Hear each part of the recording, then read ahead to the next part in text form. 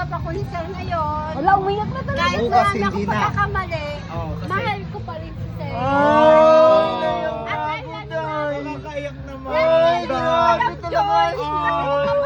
Iyak na yan. ano, Iyak na yan. walang luha. Pero talagang iyak na. Pero may laway. Hindi ako luluha. Pero may laway. Hindi ako Tumulo. luluha. Pero may laway, tumulo. Nagpapasalamat ako kasi alam mo, Kasi walang kasi luha. may problema ko. Kumbaga, tinulungan pa rin ako ni Ma'am Joy. Umiyak na. Umiyak Walang luha. Nagpapasalamat ako. Pero may because pawis. Open pa rin ako sa inyo, kay Madam Sir. Lalo na sa'yo kasi mas malaki siguro yung naiambag mo for today. Medyo Today? Uy po yan. Thank you! Walang luha! Oo, hindi, promise, walang luha. Pero touch ka. Hindi, oo, kasi malaking pasalamat ko kay Sir Carlito kahit pa paano, medyo may nakalimutan ako about sa salon, ginigiba pa rin niya ako. Kumbaga, tinulungan niya ako, tinulungan ako ni Ma'am Joy sa problema ko.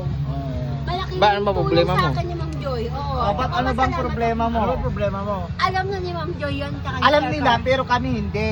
Paano namin malalaman? Lakas na kayo doon. Okay. Sila ang kausapin mo doon na. Huwag mo kami ka doon. Hala! Talaga ako kasi. Yan na, yan na. Si Sir Carl. Si Sir Carl. Mahal ko talaga si Sir Naluha Carl. na nga siya. Hindi. Mahal ko si Ma'am Joy at si Carl. Kasi malaki na tulong nila sa akin. Yun. So, iyak ako. Pero, talaga kayo.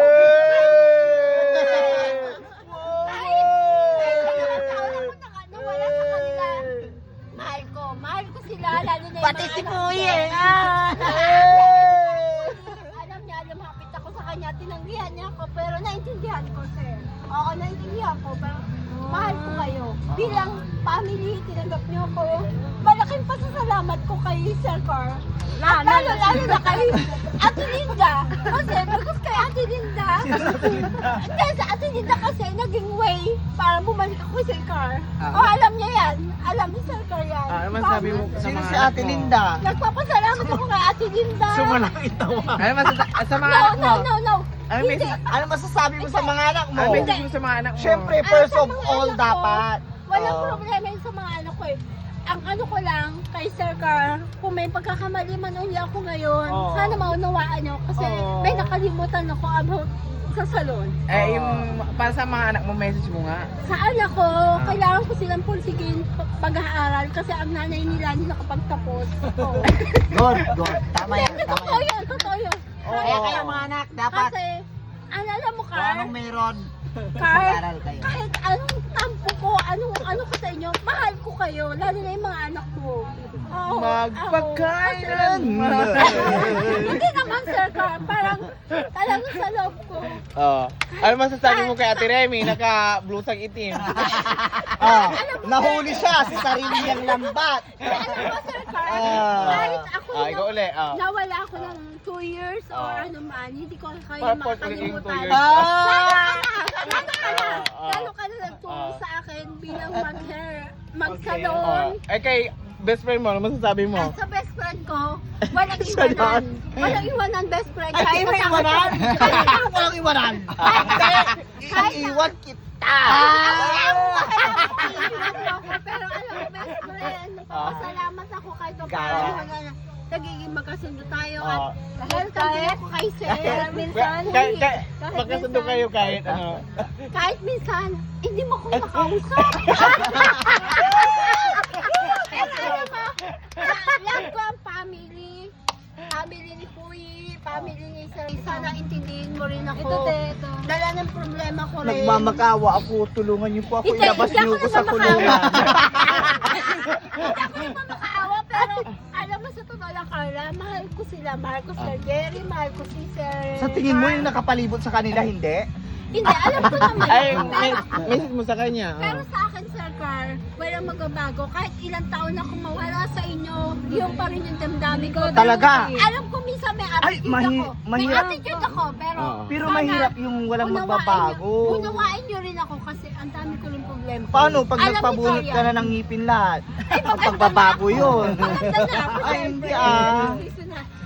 Una sa lahat, Madam Joy, nagpapasalamat talaga ako sa inyo and Sir Car and Sir Puy na nakasama yung mga junakis ko na dapat hindi naman talaga. Kasi for family salon lang. hindi. Kumbaga, Oo.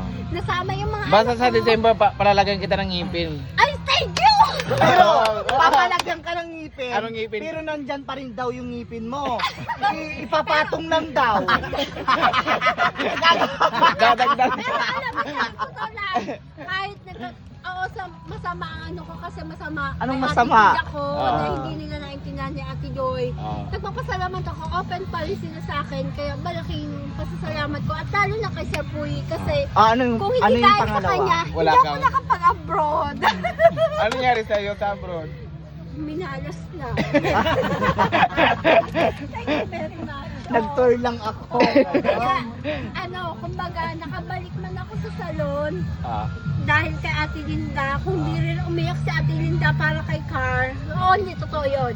Kundi dahil kay Ate Linda, kasi alam ko naman si Kuya Car, malamig Who's ang puso Ate niya. Linda? Pero kailangan matuto ako. Boobs. Kumbaga, syempre, kay Kuya Car, hindi naman laging Siya ba yun? awa. Ano masasabi mo sa blusang itim?